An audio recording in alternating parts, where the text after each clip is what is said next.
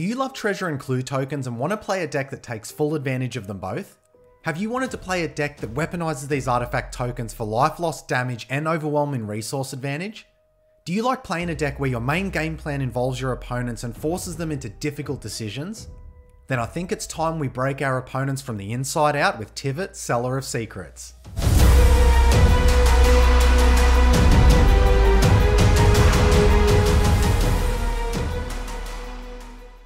So let's start by having a look at our commander and seeing what he can do.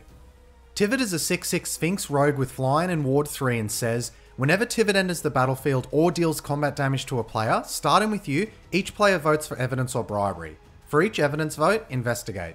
For each bribery vote, create a treasure token. Also, while voting, you may vote an additional time. So on the surface, Tivit seems to be a voting tribal commander. I know when I first saw it, that's what immediately came to mind. But when you go and look at the voting cards available in these colours, you realise two things. Firstly, there aren't that many available, and secondly, the ones that are available aren't really that good. So despite first appearances, voting doesn't seem to be the way to go with this commander. But what about its other ability, making clue and treasure tokens upon ETB or dealing combat damage?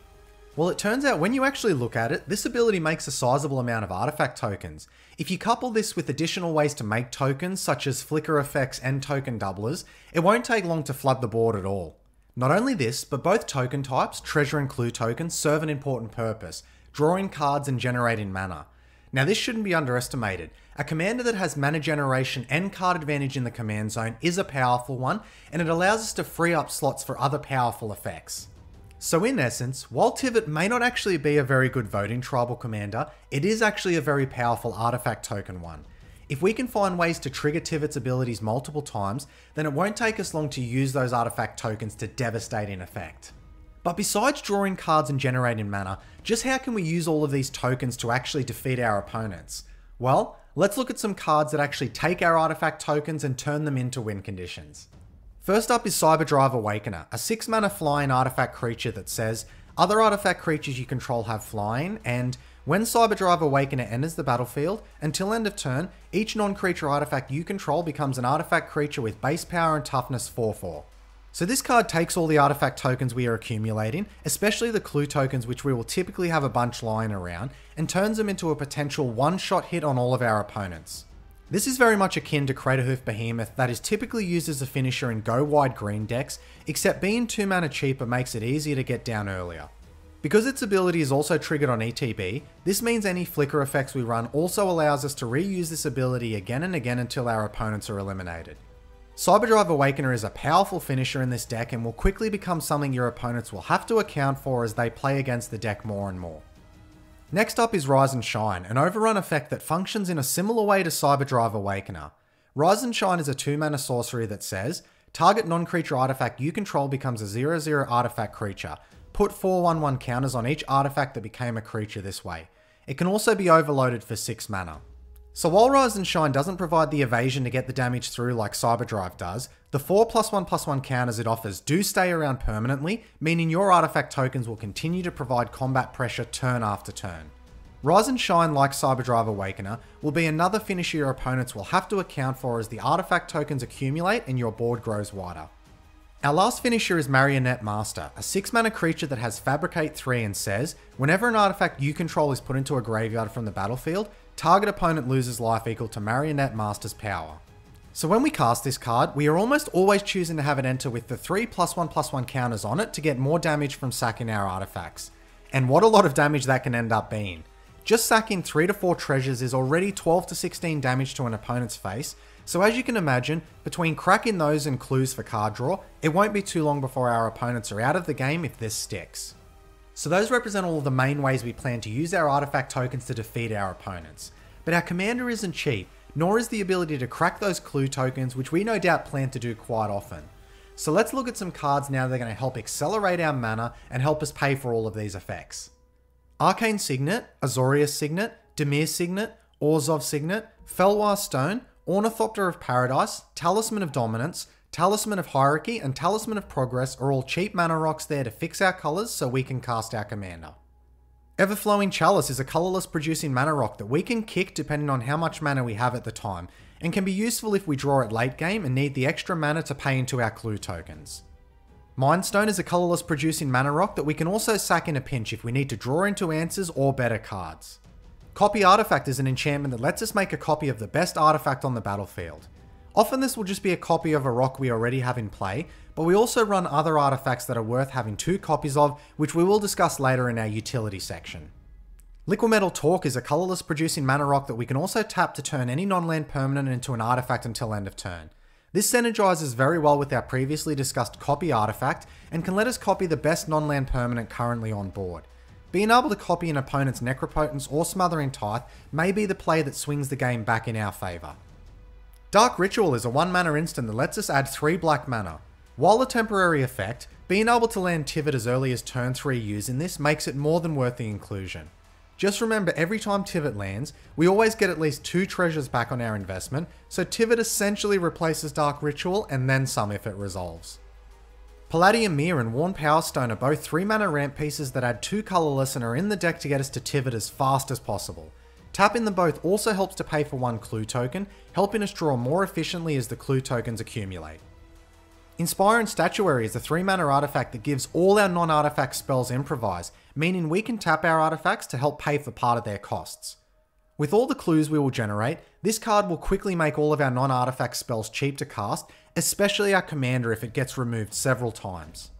Victory Chimes is a 3 mana rock that untaps during each other player's untap step and taps for 1 colourless.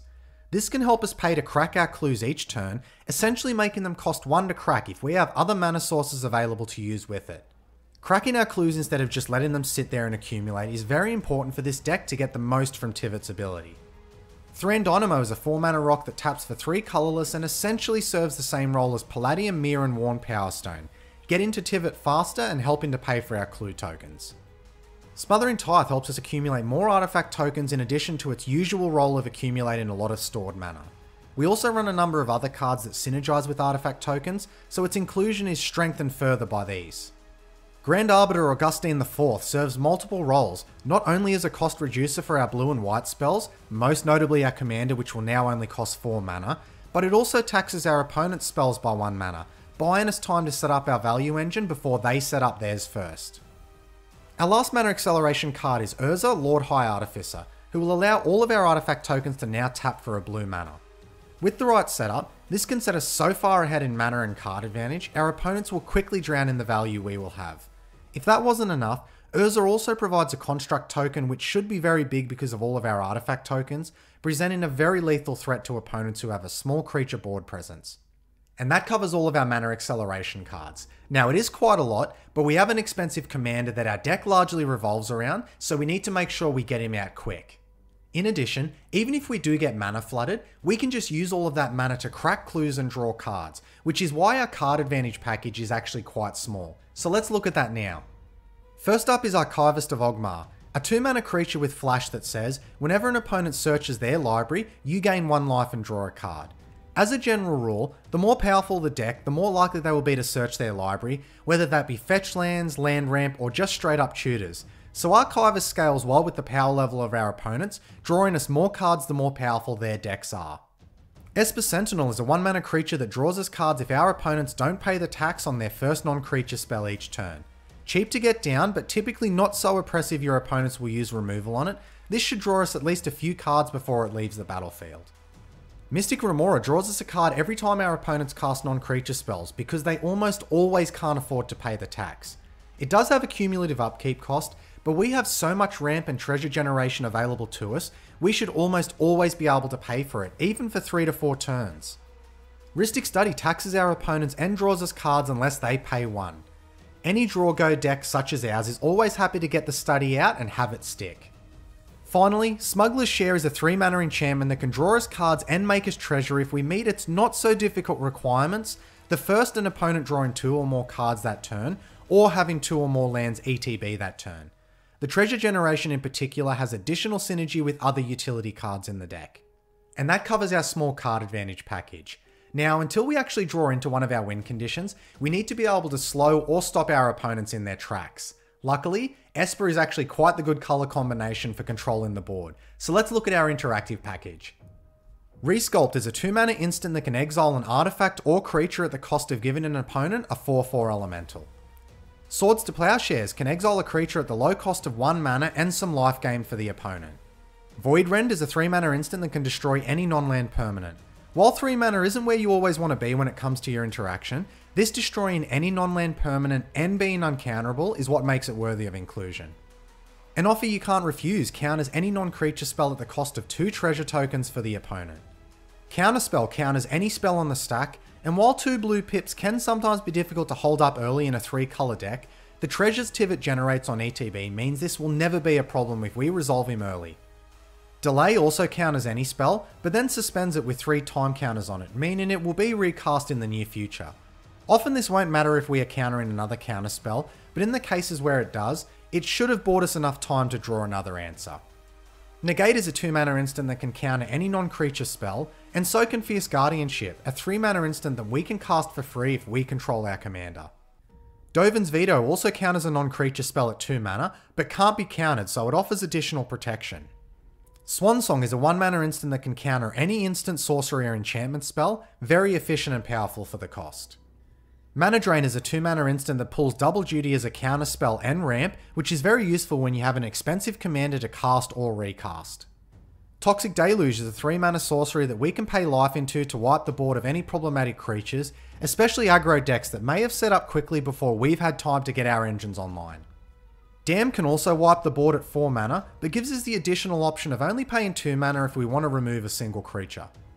Cyclonic Rift, like Dam, can work as single target removal, bouncing an opponent's non-land permanent back to hand, or it can bounce all of our opponent's non-land permanents if we overload it for 7 mana. Austere Command is a 6 mana modal board wipe, helping us to clear up the most problematic permanents whilst minimising the damage it does to us. Importantly, because we are an artifact heavy deck, if we can avoid destroying these but still wipe, say, low mana value creatures and enchantments, we are likely to bounce back best after it. But sometimes you need to not only destroy those permanents, but exile them too, especially with how much most decks rely on graveyards these days. Well, nothing does this better than Farewell. Again, the modal nature of it means we should hopefully be affected the least by it, but having the ability to not only exile the most problematic permanents, but then exiling graveyards so they don't come back, can be absolutely devastating for some decks and may be enough sometimes to take the game. Heliod's Intervention is a one-sided board wipe for artifacts and enchantments that requires a heavy mana investment, but something which we should have no trouble paying due to all of our ramp and treasure generation. It can also help us gain some much needed life at instant speed if we are up against some aggro decks at the table who may just mistake how much damage they need to take us out. Our final interactive piece is Junkwinder, a 5/6 serpent that costs 7 mana but has affinity for artifacts and says, whenever a token enters the battlefield under your control, tap target non-land permanent an opponent controls. It doesn't untap during its controller's next untap step. So while 7 mana is quite costly, we only need to have 5 artifacts on the battlefield for Junkwinder to cost 2 mana, something we can achieve with ease. And Winder's ability, tapping down non-land permanents for each artifact that ETBs, means it won't take long for us to not only remove blockers, but relevant permanents like Mana Dorks or Mana Rocks too. Any deck that requires tapping or moving to combat will need to get rid of this quick, otherwise it will stop their plans in its tracks until they do. And that covers our large interactive package. Now let's move on to the most exciting part of the deck, the utility section, to see just how much we can break Tivit and the abilities that he grants.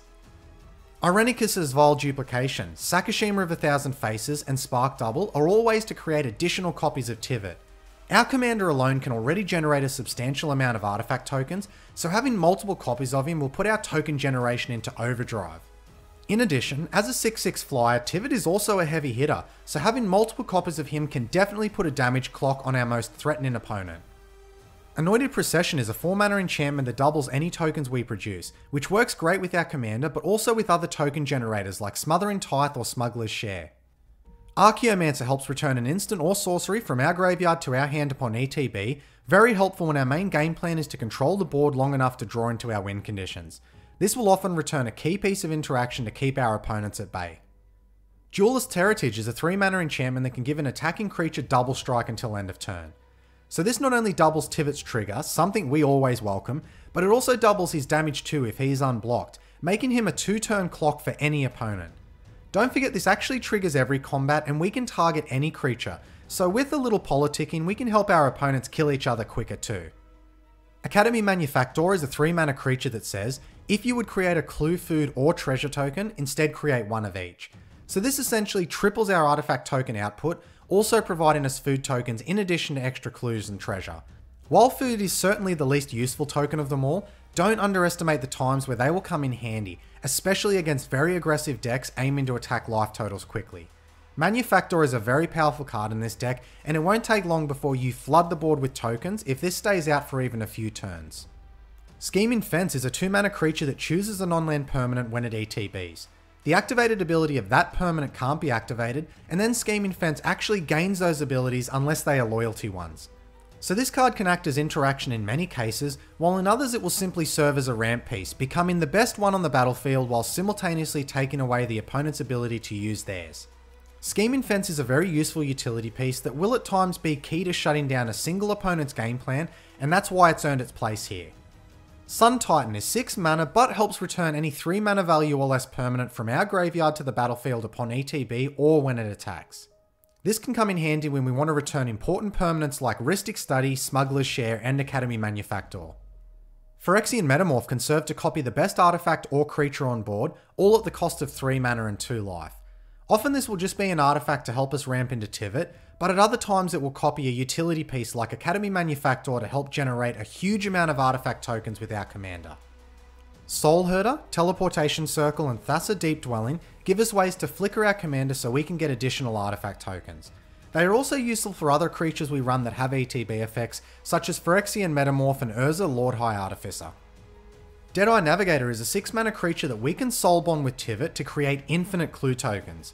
We start by paying 2 mana to flicker Tivit, he ETBs and we select treasure, our opponents will choose clue because if they don't we'll have infinite mana, and then we rinse and repeat as many times as we'd like. This doesn't immediately win us the game, but it will let us draw cards up to our mana limit each turn. And if we have one of our finishes like Rise and Shine in hand, our opponents will lose the game the next turn if they don't counter it. Navigator also serves additional utility because we can soul bond it to cards like Archaeomancer or Sun Titan for generic value. Tezeret, Betrayer of Flesh, is a 4 mana planeswalker that has a passive ability which says, the first activated ability of an artifact you activate each turn costs 2 less to activate. His +1 also allows us to draw 2 and then discard 2 unless we discard an artifact, and his -2 allows a non-creature artifact to become an artifact creature with base power and toughness 4/4 permanently. If we get to the ultimate, we gain the very powerful ability of drawing a card anytime one of our artifacts becomes tapped. While this ultimate will most certainly help us end the game quickly, this isn't why Tezeret is here. It's actually his passive ability that warrants his inclusion, because what it does is allows us to crack a clue and draw a card for free once during each player's turn, meaning we can draw up to 4 cards a turn cycle provided we have the clues available. This is a very powerful ability for the mana cost, but fortunately the plus and minus abilities are also relevant for our game plan, so should Tezeret stick, we should gain a lot of value from him. Our last utility piece is perhaps the most powerful, and that is Displacer Kitten. For 4 mana, this 2/2 creature allows us to flicker a non-land permanent every time we cast a non-creature spell. As of recording, this deck has 44 non-creature spells in it, so Displacer Kitten for all intents and purposes will read, cast a spell, flicker Tivit. It isn't hard to imagine how out of control this can get, and your opponents will be in very big trouble if they don't remove this quickly. And that covers our utility cards. Now let's look at any important lands that contribute to our game plan.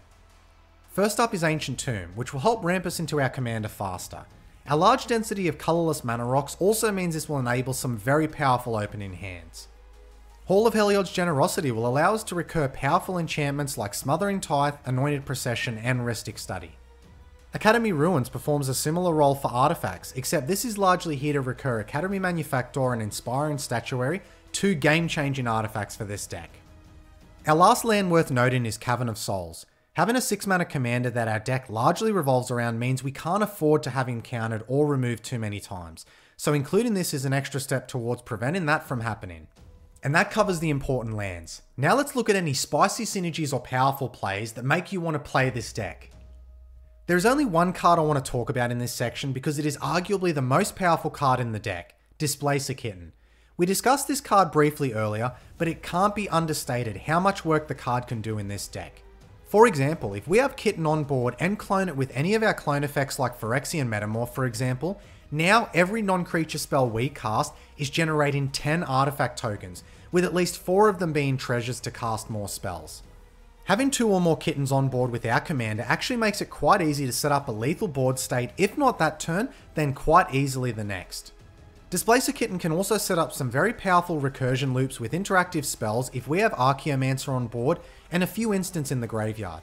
Every interactive spell we cast can flicker Archaeomancer, return another interactive piece in hand, and when mana to cast them is getting low, we just target our commander to stock up on some treasures.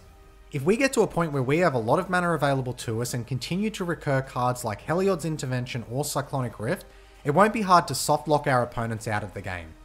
Finally, we can also use Kitten to reset some powerful permanents on our battlefield. For example, we can always ensure Mystic Remora's upkeep cost will only be 1 by targeting it at least once a turn cycle.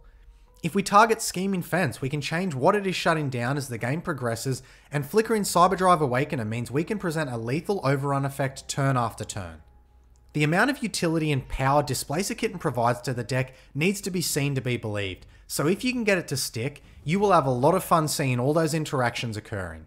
And that's the deck. If you love playing control, generating lots of artifact tokens, and generating even more value, then this is the deck for you. Tivit provides card advantage and mana acceleration in the command zone, which means if the game gets grindy, then you're always going to be able to take relevant game actions unlike many other decks. It can also be quite enjoyable presenting your opponents with the dilemma of what to give you, clues or treasure tokens. Now, it may seem like it's quite obvious that the answer is always give you clue tokens, but actually, depending on what part of the game you're in, giving you clue tokens and hence card draw may actually be the worst option. Now, as of recording, Tivit is currently unavailable to play online, so unfortunately I won't be able to showcase the deck in action like I do with all my other decks on the channel. But I still wanted to share this deck list regardless, because I know for some of you out there, this deck list is going to be quite up your alley, and so I wanted to make sure that you had a chance to see the deck for yourself, possibly proxy it up and have a go of playing it. Well, that's it from me today. I hope you enjoyed this look into the voting commander that's actually an artifact token commander, and if you do decide to build and play it, make sure to let me know how it goes. Otherwise, you guys take care and I'll see you next time.